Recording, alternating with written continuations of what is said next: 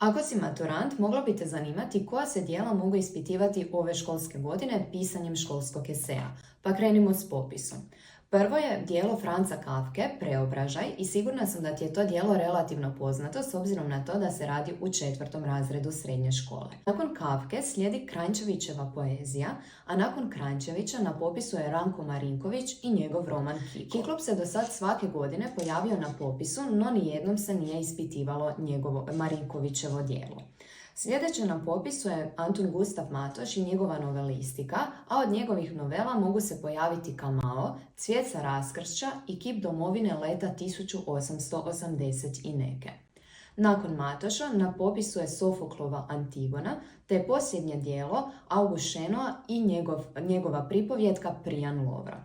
Dobra vijest je da ove godine imate samo 6 dijela na popisu, a ono što sigurno trebaš znati je da se piše interpretacijski školski esej koji kao podvrstu podrazumijeva i pisanje usporednog eseja, što znači da te na maturi može dočekati ulomak iz jednog ili ulomci iz dvaju književnih dijela koje potom moraš usporediti. Sretno s pisanjem i sretno na maturi!